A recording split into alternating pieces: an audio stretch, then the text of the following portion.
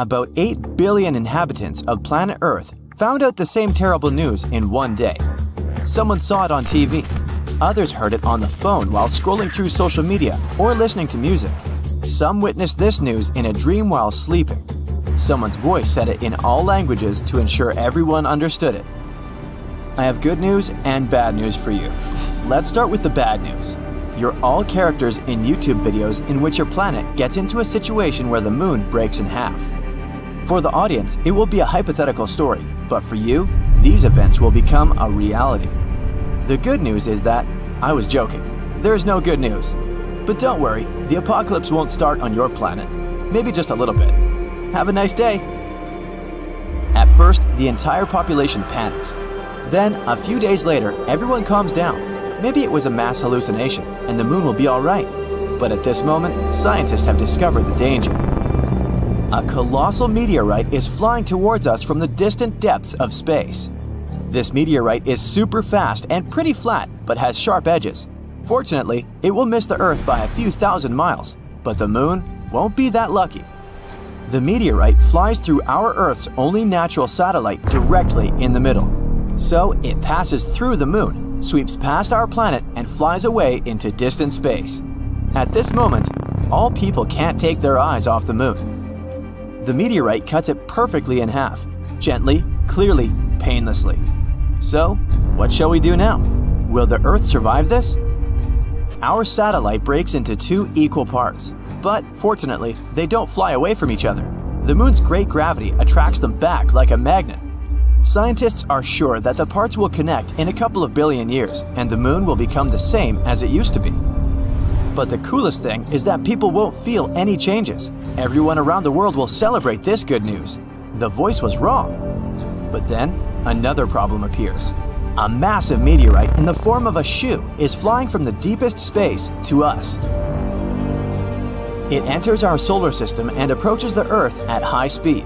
The space boot crashes into one half of the moon and then flies away. Now, the moon is definitely breaking into 2 parts. The first half remains in the same place. The second one is flying towards us. A small meteor shower begins on Earth because of the falling moon fragments, but it's not so bad. Most of these rocks are burning up in the atmosphere. But almost the entire split-off half is falling apart around the orbit of our planet. It forms a stone belt. Now the Earth is like Saturn. Rotating fragments destroy part of our artificial satellites. Communication and the internet work inconsistently. It takes people a couple of years to restore a stable connection. The International Space Station no longer exists. Luckily, all the astronauts managed to return to Earth before half the moon got to them. So, moon rocks are flying around the planet, and people see half the moon in the sky. Life doesn't change much for the first few days, but those who live on the coast of the seas and oceans notice the consequences. The moon used to influence the tides. It was flying around the Earth and made oceans take an oval shape. There were tides on the side where the moon was closer. There were ebbs on the opposite side. But now, this schedule is wrong. Half of the moon attracts less water. Yes, the moon lost half its weight and began approaching the Earth. But its gravitational force has become weaker. Seabirds, many species of fish, sea turtles, and other coastal animals may not survive these changes. Their natural instincts associated with the moon help them determine the time for getting food, breeding, and flying south. For example, tiny turtles expect a strong tide in the morning. They run to the water, but the water doesn't reach them. Turtles can't hide in the ocean in time and become dinner for seagulls. Crabs can't lay eggs because the tide has started earlier than usual. Wolves go mad in the woods. They howl loudly every night and can't stop. The whole natural world can't understand what's going on. The human body is also feeling some discomfort. Many people have low and high blood pressure, and some experience severe headaches. Half of the moon changes the entire ecosystem of the planet. Adapting to new conditions will take several tens, maybe hundreds of years. A couple of weeks pass, and people notice the days are now shorter. The moon always slowed the Earth's rotation and made one day last 24 hours. The Earth is spinning faster now. The night and the morning come earlier than everyone is used to. Earth rotation speed has increased and reduced the number of hours per day to 15. People suffer from insomnia or oversleeping. The body needs time to get used to it. Work schedules are changing all over the world. Previously, people came to the office at 9 and left at 6. Now, they arrive at 7 and leave at 2 p.m. Sleep time got shorter, and people are really sad because of this. Progress slows down because the short working time. The technologies of the future are now 20 to 30 years late.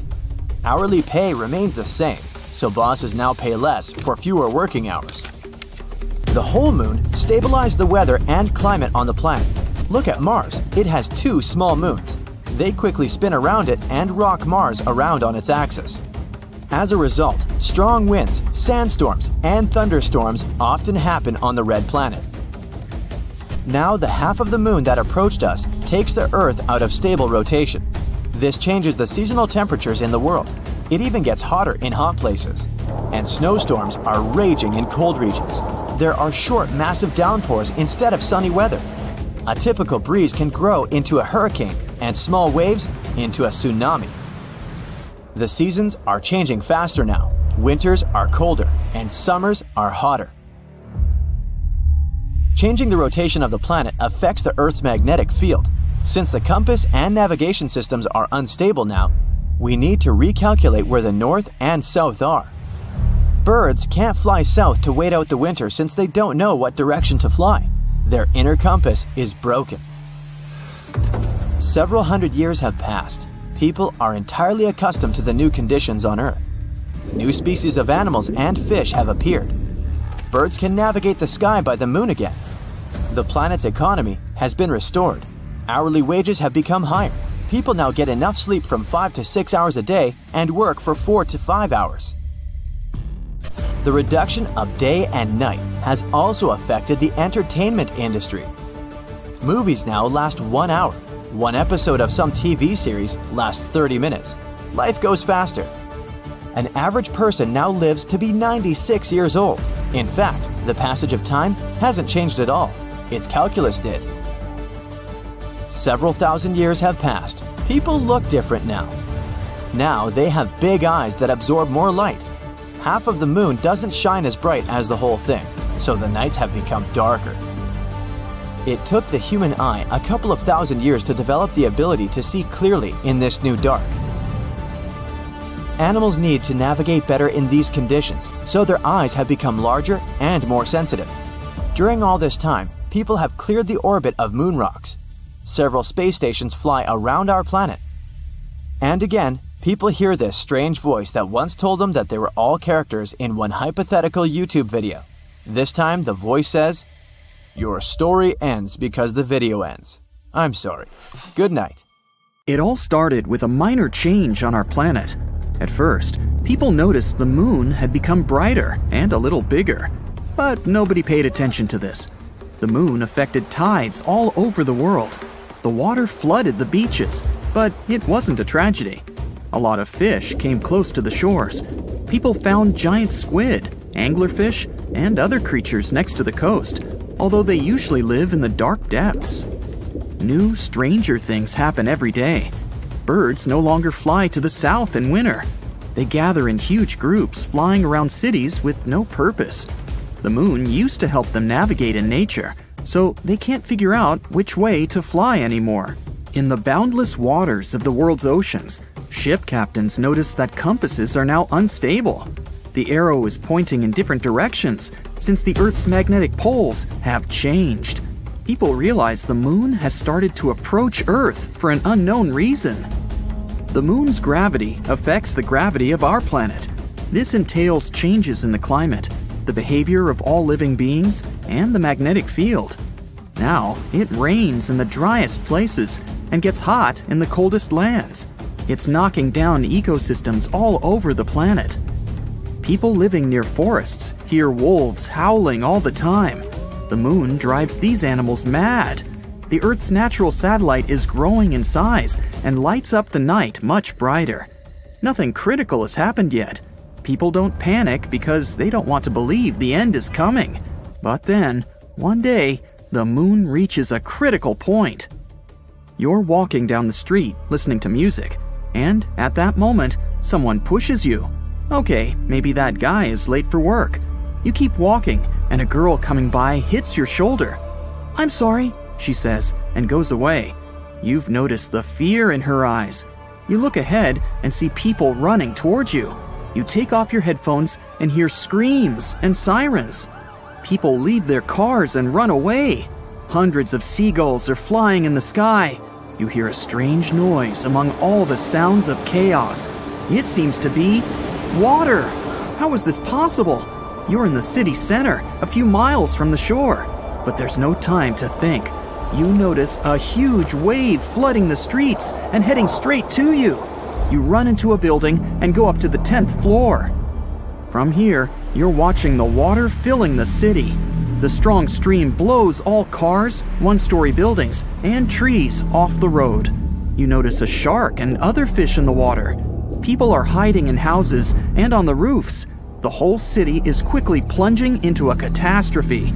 The TV is working in the building where you're hiding. You learn that floods are occurring all over the world. Massive tsunamis cover coastal cities. In some places, waves reach the height of a 30-story building. Many towns have been washed off the face of the earth. The moon is too close to Earth, and massive floods are just the beginning. The moon flies around Earth and helps to keep our home on its axis. The moon provides climate stability and helps living organisms develop. But now, this balance is broken. The moon is approaching and changing our planet's gravity. Earth can tilt slightly to the side and provoke massive floods around the world. Imagine that you're holding a round glass of water. Tilt it a little. See how the liquid moves from one side to another? The same thing is happening now with the oceans. But the moon is not just approaching us. It's flying around the planet and getting closer with each circle. It causes natural disasters in different locations on Earth all the time. Now the ocean floods one side, and a few hours later, another. So you see all the water going back from the streets to the shore. The oceans may return to the city again by the end of the day. Wait a minute. It seems the end of the day has already come. You notice that the sky has become dark. It's weird, because it's only 3 p.m. The moon changes Earth's rotation speed and makes the day go faster. The moon covers almost the entire sky and brightly illuminates our planet. You see huge lunar craters. It's so close that you can still see it even when the sun shines. In some places, the passing moon obscures the sun. The water is leaving the streets and everyone goes outside. At this moment, an earthquake begins. The road is cracking and the houses are collapsing. There are landslides on the street. Tectonic plates are shifting all over the planet. Imagine two magnetic balls that are approaching each other.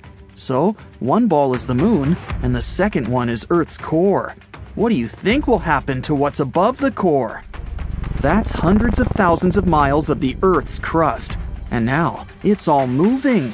Destructive cracks are emerging all over the world. The planet's highest mountains break down and turn into a pile of stones. The seabed cracks and releases magma from the underground depths. Volcanoes wake up and erupt magma. Clouds of volcanic ash cover the sky from the sun and the glowing moon. But the scariest thing is still ahead. A collision is inevitable. The moon flies around the planet like a ball in a round glass with a hole in the center. This force drives clouds all over the planet. Now there's a thunderstorm, but in 5 minutes, it will be snowing. Then the night comes, and it starts raining. Water droplets consist of mud and volcanic ash. It's difficult for people to breathe without gas masks. Atmospheric pressure is constantly changing. Some people experience severe migraines, and some have sore joints. But there's no time to think about your health. Humanity needs to figure out how to save itself from the collision. A new gravitational order will come when the moon crashes into Earth. Continents will change their shape. They will combine into one giant piece of land or split into 100 smaller ones.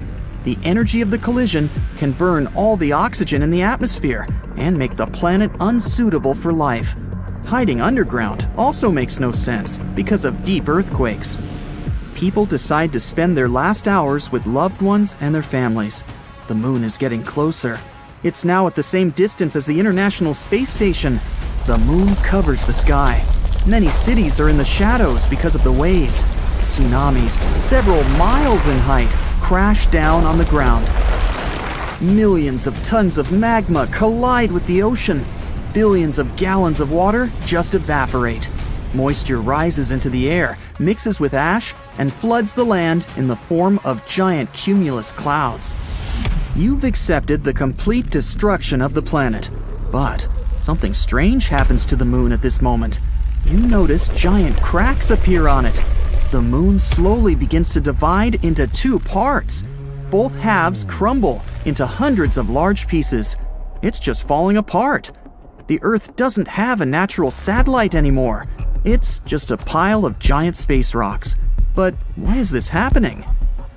There's a space around our planet called the Roche limit. In this place, the gravity of Earth is stronger than that of the moon. This means that the forces holding the moon together are weaker than those that tear it apart. People are cheering. The Roche limit has saved the planet. The moon won't hit us. It breaks up into millions of fragments and forms a circle around our globe. Now, Earth looks like Saturn. A belt of moonstones surrounds us. Huge chunks destroy everything in their path, all the space debris. The satellites are no longer working. Humanity loses its means of communication and navigation. People will have to use paper maps again.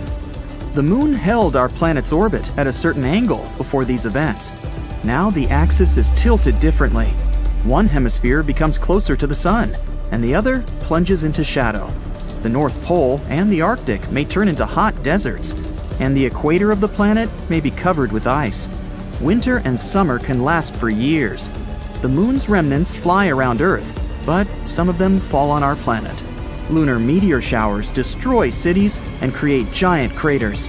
All these events lead to the massive destruction of life on Earth. It will take hundreds of thousands of years to adapt to the new world. Now, you wake up one morning and watch the news while having your morning coffee.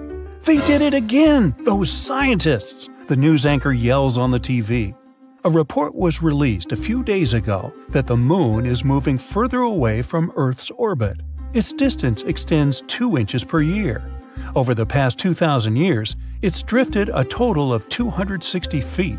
This isn't too daunting of a distance, but the news has still made people panicked and concerned. They rally together around the planet, uniting to try and stop the moon from escaping Earth's orbit, even though it won't actually leave the orbit for over 1 billion years. But everyone was focused on the past benefits of the moon. It's obvious life on Earth as we know it wouldn't have evolved without its existence. The moon is controlling the tides and the molecules in the atmosphere. Without it, humans, in particular, wouldn't have evolved. So, with an appreciation of the moon, the top brass ordered the best scientists to come up with a solution to push the moon closer towards the Earth. A giant thruster engine was built on the dark side of the moon. It was ignited, and the thrusts tried to push forward, but the startup power wasn't strong enough to push the moon. Instead, it tilted the moon's axis, rotating it slowly. As the moon rotated, the scientists hurried to turn it off before the engine reached its full power, as it was headed off course. The brass didn't accept this and ordered them to continue with the objective. The scientists insisted the math wasn't correct and didn't know exactly what may occur. Their concerns were ignored, and they watched as the engine's power increased. The engine slowly pushed the moon, the distance reducing. But as it was provided at the wrong moment, the angle it was aimed at would provide complications. The thrust and gravity from the Earth ensured the moon followed the orbit at a reduced distance. But with the combination of the initial thrust on an indirect angle, the moon was directed away from the Earth, quickly moving further off its trajectory on a path to leave the orbit altogether. As you finish your breakfast and turn the TV off, you go outside to look at the moon. It sits high above, seemingly fine. Surely, the news anchor was just exaggerating. You go to work. The issues of the moon are now just an afterthought. Even if it was true, how could it possibly affect your day? The morning feels normal, just another day at the office, as it turns out. During your lunch break, you head into town and notice on your way that the wind is picking up, getting stronger and colder. It must be a storm approaching. You quickly check on the moon. It appears smaller, about half the size of what it was this morning. But it's midday, so it's supposed to be that size, isn't it? After you finish your meal at the restaurant, you leave to find it's becoming darker. The wind is much stronger than earlier, but there are no storm clouds in the sky. People in the streets are pointing towards the sky, shocked at something, probably an eclipse. As people begin running in the streets frantically, you look above and can't see the moon. Confused by everything, you decide to head home for the day. When you arrive home, you turn on the TV. The news anchor, who is now more serious than earlier, explains that the moon has left the Earth's orbit altogether and is flying off somewhere into space. The loss of the moon means the daily cycle has changed. Now, there are only 6 to 12 hours of sunlight a day and over 1,000 days per year. I only have to work half as much, you say excitedly, pumping your arms in the air. The lack of the moon creates a completely different world. The pull of the moon's gravity is what keeps the Earth in a place at 23.5 degrees angle, ensuring the weather patterns and normal days that we're accustomed to. Baffled by all the scientific information, you go outside to just confirm you aren't being pranked.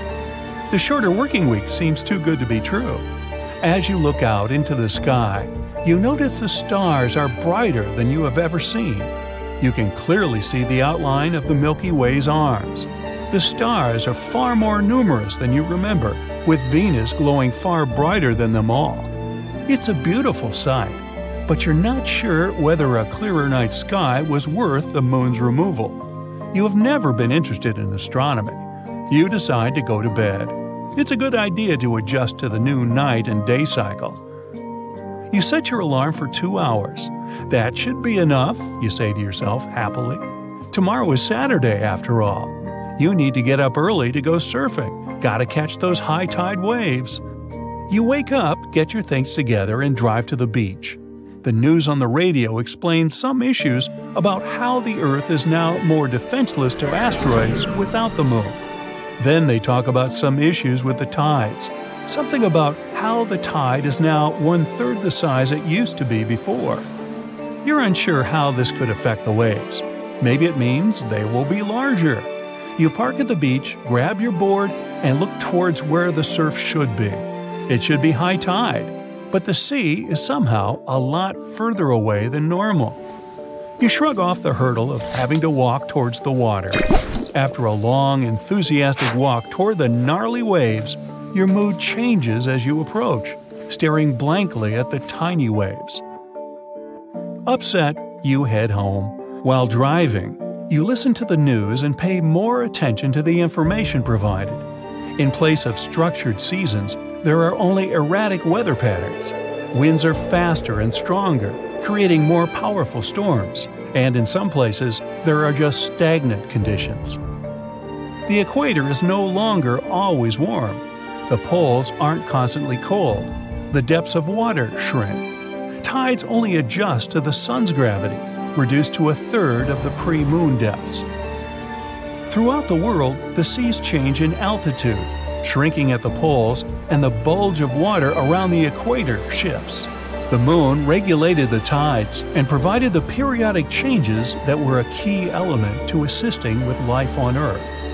Aquatic life forms are displaced within shallows worldwide. Life cycles of important microbial life have been upset. You couldn't imagine that something as simple as a change in the tides could be so important to billions of life forms. Water and precipitation, which is distributed across the globe, cannot provide sustenance where they did before. The weather has become more extreme, hotter for longer periods and colder for other parts of the Earth. Over time, some thousands of years in the future, dry deserts will transition into ice ages.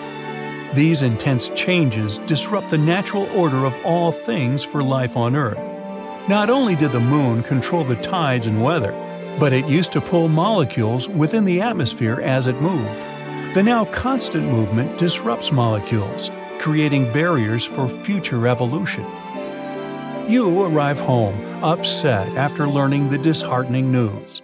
Not only will you never be able to surf again, but all life on Earth will change. An age of devolution has begun. Over the next year, flora and fauna changed to adjust to this new world. Migratory animals that would travel toward greener pastures find nothing at all. Birds are completely confused, with no end to the change in seasons. Hibernating animals delve in and out of their shelters at the incorrect times, and vegetation struggles to grow at the lack of sunlight. Nocturnal animals cannot see without guided assistance from the reflection of the moon. Although Venus is the brightest source of light when it's dark, it's only 1,000th of a fraction as bright as the moon was. Predatory animals that hunt during the night are not capable of finding their prey, providing an opportunity for smaller animals to thrive. Although life on Earth has changed, it will continue to exist. But the sudden adjustments will become a test for all walks of life. Over time, it will be very interesting to see what species have adapted and evolved. A world where rats and mice would be more prominent due to their adaptive capabilities could create a new dominant species to emerge. In millions of years of evolution, their descendants will primarily flourish. We could see buffalo-sized mouse herbivores crossing the plains and tiger-sized rats roaming within the jungles. Tree-faring mice with long arms may swing amongst the branches.